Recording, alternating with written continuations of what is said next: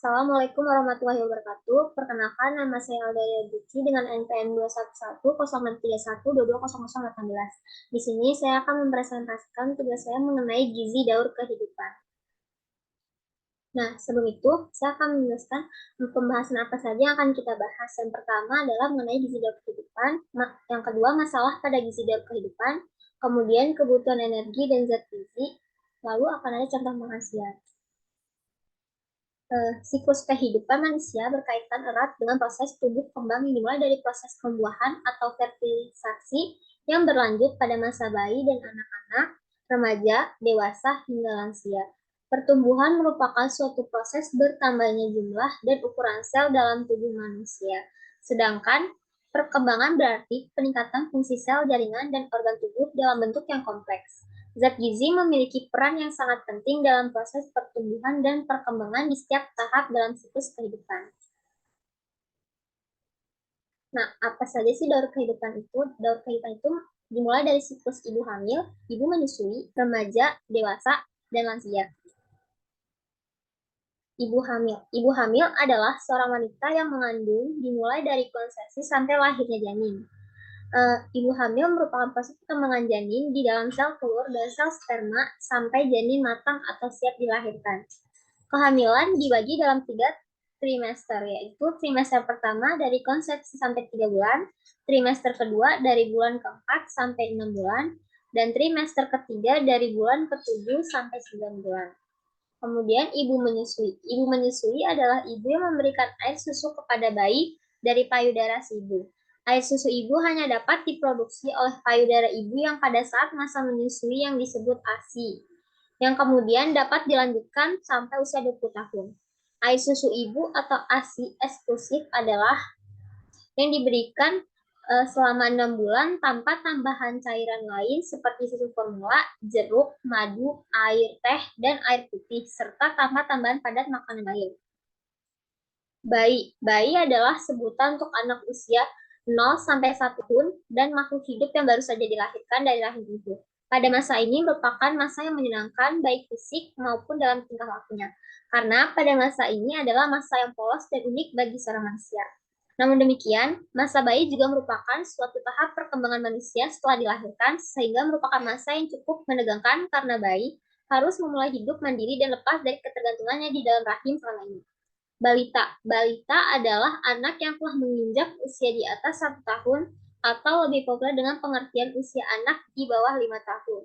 Masa ini juga dapat dikelompokkan dalam 2 kelompok besar, yaitu anak usia 1-3 tahun dan anak prasekolah 3-5 tahun. Periode anak balita ini merupakan periode yang menggelisahkan karena pertumbuhannya tidak secepat masa sebelumnya atau masa bayi. Pada masa bayi, kenaikan berat badan akan mudah didapat, tetapi pada balita, kenaikan berat badannya tidak sedramatis bayi, sehingga orang tua kadang risau dengan hal ini. Selanjutnya anak sekolah. Anak sekolah adalah anak yang berada pada usia sekolah dengan usia 6-12 tahun. Pada masa ini disebut dengan sebagai usia matang bagi anak-anak untuk belajar. Usia sekolah ditandai dengan mulainya anak masuk sekolah dasar dan dimulainya sejarah baru dalam kehidupan yang kelak akan mengubah sikap dan tingkah laku mereka. Masa remaja merupakan masa peralihan antara masa kehidupan anak-anak dan masa kehidupan orang dewasa yang ditandai dengan pertumbuhan dan perkembangan biologi dan psikologis. Fase remaja terdiri atas remaja awal, yaitu umur 11-14 tahun, remaja pertengahan, yaitu usia 14-17 tahun, dan remaja akhir dari usia 17 tahun sampai 20 tahun. Kemudian dewasa. Usia dewasa adalah usia yang paling lama dilewati oleh setiap manusia, karena lebih dari setengah kehidupan manusia akan dijalani pada usia dewasa. Ketika memasuki usia dewasa, seseorang biasanya sudah memiliki kematangan baik dari pertumbuhan fisik, psikis, yang ditandai dengan kematangan dan kekuatan mental, kemampuan berpikir, kemampuan dalam memahami dan mengingat. Yang terakhir, lansia. Lanjut usia atau lansia adalah orang yang mencapai usia 60 tahun ke atas yang mempunyai hak yang sama dalam kehidupan, merupakan tahap akhir dari penuaan. Menua adalah suatu keadaan yang terjadi di dalam kehidupan manusia. Proses menua merupakan proses sepanjang hidup, tidak hanya dimulai dari waktu tertentu, tetapi dimulai sejak permulaan kehidupan. Selanjutnya kita membahas mengenai masalah gizi pada daur kehidupan. Masalah gizi pada ibu hamil. Yang pertama itu adalah kekurangan energi kronik atau KEK. Penyakit ini disebabkan karena jangka waktu yang lama asupan energi atau karbohidrat dan lemak tidak mencukupi kebutuhan tubuh. Diagnosis ibu hamil risiko KEK dilakukan dengan pengukuran lingkar lengan atas atau lila. Apabila lila kurang dari 23,5 cm, maka ibu hamil beresiko KEK. Selanjutnya anemia. Anemia pada ibu hamil adalah suatu keadaan ketika sel darah merah atau hemoglobin dalam darah kurang dari normal, yaitu kurang dari 11 G/dl. Kekurangan zat besi menyebabkan pembentukan sel darah merah tidak mencukupi kebutuhan fisiologi tubuh, terutama pada kondisi hamil. Selanjutnya gangguan akibat kekurangan iodium. Setiap kelainan yang ditemukan akibat defisiensi iodium. Iodium merupakan salah satu mineral yang diperlukan tubuh dalam jumlah kecil, tetapi mempunyai fungsi penting untuk kehidupan. Kekurangan iodium pada ibu hamil menyebabkan abortus, lahir mati, kelainan bawaan pada bayi, meningkatnya angka kematian perinatal, dan melahirkan bayi kreatin. Kemudian masalah gizi pada ibu menyusui. Saat tidak mendapatkan gizi yang cukup dari ASI, bayi dapat mengalami gangguan pertumbuhan dan perkembangan, misalnya terganggunya peningkatan berat atau tinggi badan, mengalami hambatan dalam bidang akademik. Yang pertama itu ada anemia. Asupan asam folat cukup penting untuk melindungi kesehatan ibu dan bayi. Seorang wanita menyusui membutuhkan 280 mikrogram per hari. Hal ini berkaitan dengan pembentukan hemoglobin dalam sel darah merah. Selanjutnya kekurangan vitamin A atau KVA. Pada ibu menyusui, vitamin A berperan penting untuk memelihara kesehatan ibu selama masa menyusui. Kondisi yang kerap terjadi karena kurang vitamin A atau KVA adalah buta senja. Pemberian suplementasi vitamin A setiap minggu sebelum kehamilan dan melahirkan akan menaikkan konsentrasi serum retinol sehingga menurunkan penyakit rabun senja. Kekurangan gizi kronis. Kekurangan gizi di masa menyusui dapat menyebabkan kurangnya asupan zat gizi yang tersalurkan melalui air susu ibu atau ASI. Sehingga anak akan juga rentan mengalami berbagai masalah gizi kurang. Kekurangan energi yang bersifat kronis pada ibu menyusui dapat berpengaruh pada kualitas dan volume ASI. Masalah gizi pada bayi. Karies gizi. Karies gigi. Gigi susu berisiko mengalami karies gigi yang diakibatkan oleh konsumsi ASI. Susu formula maupun makanan pendamping yang diberikan. Pemberian makanan atau minuman manis untuk bayi melalui botol 3 kali per hari atau lebih dari 1 jam saat makan atau minum dapat menjadi penyebab kondisi ini. Selanjutnya alergi. Beberapa makanan yang dimakan bayi seperti kacang-kacangan, telur, mentega, dan susu sapi khususnya pada tahun pertama kehidupan bayi. Contoh, produk susu dapat ditunda sampai bayi berusia 1 tahun. 2 tahun untuk telur, dan 3 tahun untuk kacang-kacangan dan ikan, atau bisa mengganti dengan makanan alternatif yang lain, seperti mengganti susu sapi dengan susu soya, dan bisa juga dengan susu kedelai. Selanjutnya, masalah obesitas. Bayi yang mengalami obesitas mempunyai kemungkinan obesitas lebih besar di masa pubertas dan dewasanya. Penyebab obesitas ini bisa multifaktor antara lain genetik, gaya hidup, dan pola makan yang tidak baik. Masalah gizi pada balita.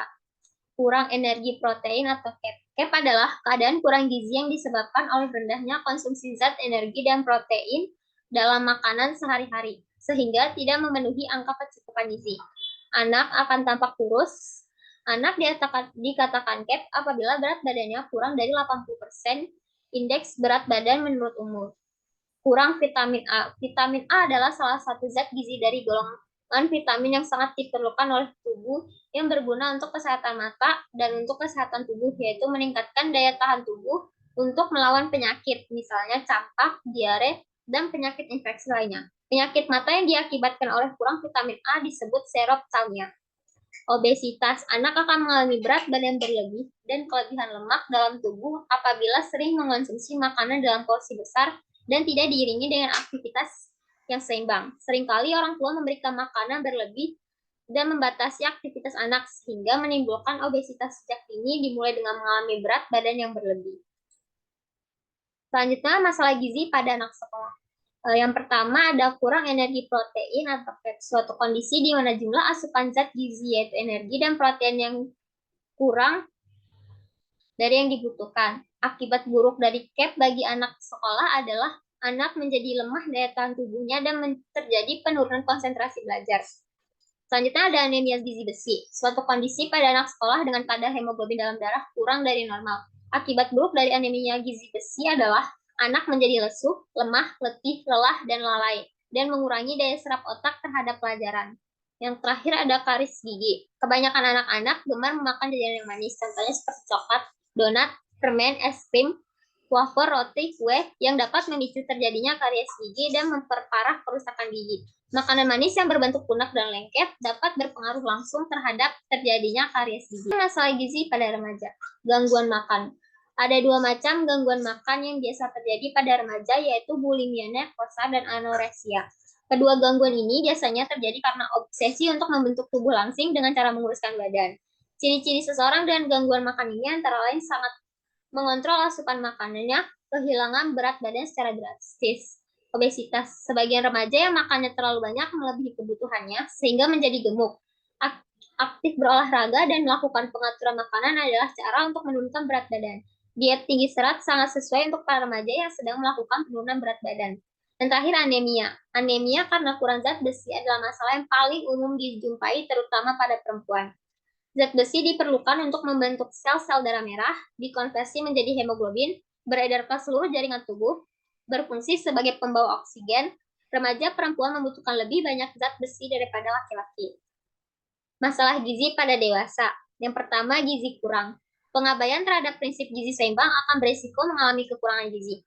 Selain karena faktor makanan, kekurangan gizi di usia ini juga dapat disebabkan penyakit seperti gangguan psikologis, diare kronis, gangguan pencernaan makanan, dan berbagai penyakit serta gangguan lain yang menyebabkan gangguan nafsu makan. Gizi lebih. Kebalikan dari kurang gizi, di sini asupan energi yang masuk ke dalam tubuh justru berlebih, tidak sesuai dengan kebutuhan orang dewasa. Tidak terjadi keseimbangan antara energi yang masuk dengan energi yang keluar. Maka energi yang tersimpan itu menjadi lemak di dalam tubuh sehingga terjadilah kegemukan. Kegemukan merupakan biang segala penyakit, mulai dari penyakit jantung koroner, darah tinggi, diabetes, stroke, dan lain-lain. Yang ketiga ada menopause, terjadi pada perempuan dewasa akhir, yakni fase henti haid, merupakan masa berakhirnya haid atau menstruasi. Umumnya terjadi pada di usia 45 tahun sampai 55 tahun. Gejala henti haid ini antaranya hot flashes, yaitu rasa panas yang dirasakan mulai wajah menyebar ke seluruh tubuh, sering disertai dengan warna kemerahan pada kulit dan berkeringat. Terjadi selama 30 detik sampai dengan beberapa menit. Masalah gizi pada lansia. Sembelit. Lansia sering sembelit atau sulit BHB karena berkurangnya aktivitas fisik, kurang asupan serat, kurang minum, stres, dan sering mengonsumsi obat-obatan tertentu. Bila makanan terlalu lama berada di saluran pencernaan, feses akan mengeras sehingga sulit untuk buang air besar.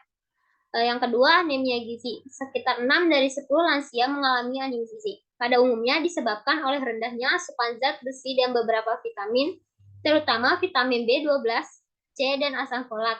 Kekhawatiran akan kegemukan membuat lansia membatasi asupan lauk pauk dan buah yang beresiko kekurangan zat besi dan vitamin tersebut. Yang terakhir, osteoporosis. Menurunnya kepadatan tulang sangat sering terjadi pada usia lanjut. Keadaan ini terkait dengan pertumbuhan di masa janin, kanak-kanak, dan dewasa muda. Dengan perkataan lain, osteoporosis pada lansia adalah gambaran pertumbuhan tulang dan keadaan ini tidak bisa diperbaiki dengan hanya mengonsumsi satu bahan makanan atau satu zat gizi saja. Kebutuhan energi dan zat gizi pada daur kehidupan. Kebutuhan energi dan zat gizi pada ibu hamil dapat dilihat pada tabel berikut ini. Kebutuhan gizi untuk ibu hamil mengalami peningkatan dibandingkan dengan ketika tidak hamil. Bila kebutuhan energi perempuan sebelum hamil sekitar 1.900 kilokalori per hari untuk usia 19-29 tahun dan 1.800 kilokalori untuk usia 30-49 tahun. Maka kebutuhan ini akan bertambah sekitar 180 kilokalori per hari pada trimester ke-1 dan 300 kilokalori per hari pada trimester kedua dan ketiga. Demikian juga dengan kebutuhan protein, lemak, vitamin, dan mineral akan meningkat selama kehamilan. Yang kedua, kebutuhan energi dan zat gizi pada ibu menyusui. Yang pertama itu ada kebutuhan energi meningkat sampai 600 kilokalori per hari selama 1 tahun pertama menyusui.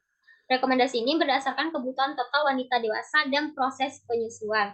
Yang kedua ada karbohidrat. Kebutuhan karbohidrat dapat ditentukan dengan menghitung sisa kebutuhan kalori setelah dikurangi lemak dan protein. Bentuk karbohidrat perlu diperhatikan apabila ibu mengalami gangguan metabolisme karbohidrat seperti diabetes. Untuk kasus ini perlu digunakan karbohidrat yang rendah glycemic load. Yang ketiga ada lemak. Asam lemak sangat esensial untuk pertumbuhan payudara dan sintesis prostaglandin. Kebutuhan asam lemak esensial meningkat menjadi 4,5% dari total kalori. Kebutuhan lemak dapat dipenuhi 25-30% dari total kalori sesuai dengan keadaan ibu. Yang keempat, protein. Tambahan protein diperlukan untuk mendukung pertumbuhan payudara dalam pembentukan ASI. Kebutuhan protein selama 1 tahun pertama menyusui bertambah 7-20 gram per hari dari kebutuhan wanita dewasa, jadi sekitar 67-70 gram protein per hari. Yang kelima ada asam askorbat. Direkomendasikan tambahan 10 mg per hari dari kebutuhan asam askorbat untuk wanita menyusui. Defisiensi asam askorbat tidak berhubungan dengan outcome penyusuan, namun beberapa penelitian menunjukkan bahwa kadar asam askorbat plasma yang rendah dengan volume ASI, asam askorbat juga bermanfaat meningkatkan absorpsi besi di usus. Yang keenam, asam folat. Folat berperan dalam sintesis DNA, membuat vitamin ini sangat esensial untuk proses penyusuan. Defisiensi folat menyebabkan penurunan laju sintesis DNA dan aktivitas mitosis dalam sel individual. Selanjutnya, kebutuhan energi dan zat gizi pada bayi. Yang pertama itu ada energi. Kebutuhan energi pada tahun pertama adalah 100-110 kilokalori per hari. Penggunaan energi tersebut adalah sebesar 50% untuk metabolisme basal, 5-10% untuk SDA, 12% untuk pertumbuhan, 25% untuk aktivitas, dan 10% terbuang melalui feses.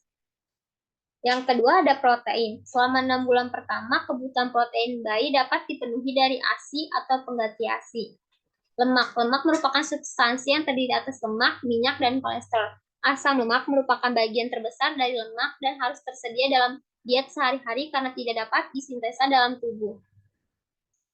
Yang keempat ada karbohidrat. Fungsi utama karbohidrat adalah mensuplai energi untuk pertumbuhan dan aktivitas pada bayi. Jenis karbohidrat yang paling cocok untuk bayi adalah laktosa yang terdapat dalam ASI atau MPASI. Yang kelima adalah mikronutrien. Zat gizi mikro yang dibutuhkan bayi hampir semua terpenuhi dari ASI jika konsumsi ASI-nya cukup. Namun, kandungan vitamin D yang diperlukan untuk penyerapan kalsium dan pembentukan tulang belakang ASI tergolong rendah sehingga perlu suplementasi pada kondisi-kondisi khusus, misalnya defisiensi. Vitamin D juga perlu diberikan melalui paparan sinar matahari. Vitamin K pada ASI juga lebih rendah daripada susu formula, sehingga bayi yang kurang ASI akan mengalami defisiensi vitamin K. Selanjutnya, kebutuhan energi dan zat gizi pada balita. Kebutuhan nutrisi pada balita sebenarnya juga dipengaruhi oleh usia, besar tubuh, dan tingkat aktivitasnya. Ya, energi biasanya balita membutuhkan sekitar 1000-1400 kalori per hari. Kalsium dibutuhkannya kurang lebih 500 mg per hari. Zat besi, anak balita membutuhkan 700 mg per hari. Yang keempat, vitamin C dan D. Tubuh anak terdiri dari struktur tulang, otot, peredaran darah, jaringan otak, dan organ lain. Perkembangan tiap struktur ini sangat dipengaruhi oleh masukan berbagai macam nutrisi makanan, penunjang pertumbuhan. Pada usia 22 tahun ini, anak-anak memiliki kerangka tubuh berupa tulang rawan, sehingga dengan pemberian masukan gizi berupa vitamin dan mineral, akan mempercepat pembentukan tulang atau osifikasi. Selanjutnya, kebutuhan energi dan zat gizi pada anak. Yang pertama ada energi. Penggunaan energi dalam tubuh adalah sebesar 50% untuk metabolisme basal, 5-10% untuk SDA, 12% untuk pertumbuhan, 25% untuk aktivitas fisik, dan 10% terbuang melalui feses. Anjuran pemenuhan energi sehari diperoleh dari 50-60% karbohidrat, 15-35% lemak, dan 10-15% protein. Yang kedua ada protein. Sumber asam amino esensial untuk pertumbuhan dan pembentukan serum, hemoglobin, enzim, serum, serta antibodi, mengganti sel-sel tubuh yang rusak, mengatur keseimbangan asam basa cairan tubuh, serta sebagai sumber energi. Kualitas protein yang diberikan harus berkualitas baik seperti protein hewani. Yang ketiga, lipid merupakan substansi yang terdiri dari lemak, minyak, dan kolesterol. Asam lemak merupakan bagian terbesar dari lipid sehingga harus disediakan dalam diet karena tidak disintesis oleh tubuh sendiri. Asupan lemak pada anak sekolah dianjurkan berasal dari sumber lemak esensial seperti kacang-kacangan, minyak nabati, beras merah. Yang keempat, karbohidrat berfungsi untuk sumber utama energi, pertumbuhan, dan aktivitas, membentuk jaringan tubuh bersama protein. Kebutuhan karbohidrat untuk balita adalah 40-60% total kebutuhan energi. Beberapa sumber gula sebagai komponen karbohidrat harus dibatasi tidak lebih dari 10%. Antara lain gula murni, kue, permen, coklat, dan lain-lain.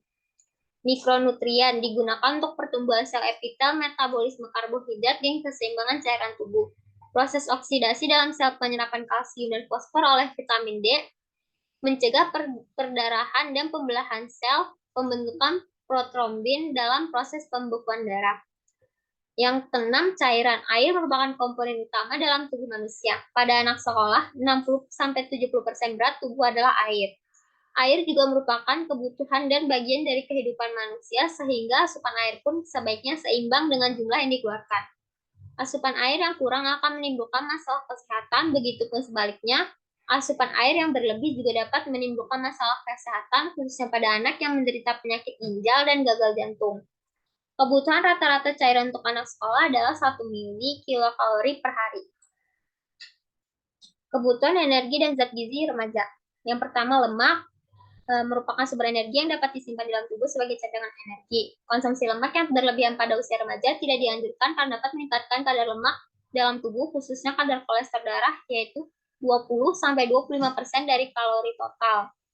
Sumbernya yaitu minyak dan mentega. Protein. Peranan protein yang utama adalah memelihara dan mengganti sel-sel yang rusak. Kebutuhan protein bagi remaja masih cukup tinggi karena proses pertumbuhan cepat sedang terjadi. Anjurannya yaitu kepada kelompok remaja laki-laki 66-72 gram per hari, sedangkan untuk remaja perempuan 59-69 gram per hari. Sumber protein utama yaitu ikan, daging, ayam, tempe, tahu, dan kacang-kacangan. Yang ketiga, serat. Pada manusia usia remaja, serat diperlukan untuk memungkinkan proses buang air besar menjadi teratur dan menghindari penyakit. Serat dapat memberi rasa kenyang pada waktu lama. Sumbernya yaitu sayur-sayuran dan buah-buahan yang tinggi serat. Yang keempat, energi. Energi untuk tubuh diukur dengan kalori diperlukan untuk melakukan aktivitas fisik sehari-hari. Secara umum, remaja laki-laki memerlukan energi lebih banyak daripada perempuan. Remaja laki-laki memerlukan 2.400 sampai 2.800 kilokalori per hari, sementara perempuan memerlukan energi sebesar 2.000 sampai 2.200 kilokalori per hari. Angka tersebut dianjurkan sebanyak 50-60% berasal dari karbohidrat kompleks yang diperoleh dari bahan makanan seperti beras, terigu, umbi-umbian, jagung, dan hasil olahannya. Yang kelima, karbohidrat merupakan sumber energi utama aktivitas tubuh, sehingga pemenuhannya dianjurkan sebesar 50-60% total kalori. Bahan makanan sumber karbohidrat yang baik untuk dikonsumsi antara lain beras, umbi-umbian, jagung, dan lain-lainnya. Yang keenam, ada mineral. Dibutuhkan remaja diperlukan dalam jumlah sedikit. Sungguh demikian, perannya sangat penting dalam berbagai proses metabolisme di dalam tubuh. Kebutuhan mineral usia remaja yaitu kalsium 1000 sampai 1200 mg per hari untuk pria, 1000 sampai 1500 mg per hari untuk wanita. Zat besi 13 sampai 19 mg per hari untuk laki-laki dan 26 mg per hari untuk perempuan. Natrium 1200 sampai 1500 mg per hari dan air 6 sampai 18 gelas per hari. Selanjutnya, mineral dan vitamin dibutuhkan untuk mengatur berbagai proses metabolisme dalam tubuh, mempertahankan fungsi berbagai jaringan, serta mempengaruhi dalam pembentukan sel baru. Kebutuhan vitamin usia remaja yaitu vitamin A 600 mg, vitamin B 1 sampai 1,2, vitamin B6 2 sampai 2,2, vitamin B12 1,8 sampai 2,4, vitamin C 60 sampai 75 mg, vitamin D 15 mg, vitamin E 11 sampai 15 mg per hari. Selanjutnya, kebutuhan energi dan zat gizi pada orang dewasa. Di sini dapat dilihat tabel angka kecukupan gizi rata-rata sehari orang dewasa. Membutuhkan karbohidrat yang merupakan zat gizi makronya, lemak yang mencakup asam-asam lemak dan trigliserida. Lemak adalah zat gizi yang padat energi sehingga lemak penting untuk menjaga keseimbangan energi dan berat badan. Lemak menyediakan pula medium untuk penyerapan vitamin-vitamin larut seperti vitamin A, D, E, dan K. Selanjutnya protein. Protein itu merupakan struktur utama seluruh sel tubuh dan berfungsi sebagai enzim, hormon, dan molekul-molekul penting lainnya. Selanjutnya, vitamin dan mineral adalah zat gizi mikro yang memperlancar proses pembuatan energi dan proses sekali lainnya yang diperlukan untuk mempertahankan kesehatan tubuh. Kemudian ada air. Air merupakan zat gizi dan unsur yang paling berlimpah dalam tubuh. Makin muda seseorang, makin banyak kandungan air dalam tubuhnya. Janin mengandung air kira-kira 98%, tubuh bayi sekitar 75%, dan tubuh orang dewasa 50-65%. Selanjutnya, kebutuhan energi dan zat gizi lansia. Berikut ini merupakan tabel dari angka kecukupan gizi rata-rata sehari untuk lansia. Kebutuhan gizi lansia berbeda dengan kebutuhan gizi orang dewasa. Pada umumnya, kebutuhan akan energi semakin berkurang, sedangkan beberapa vitamin dan mineral yang dibutuhkan lebih banyak. Kebutuhan gizi lansia laki-laki berbeda dengan lansia perempuan. Semakin bertambah usianya, kebutuhan gizi lansia semakin berkurang. Oleh karena itu, kebutuhan gizinya dikelompokkan berdasar usia 50-64 dan 65 ke atas dan jenis kelamin.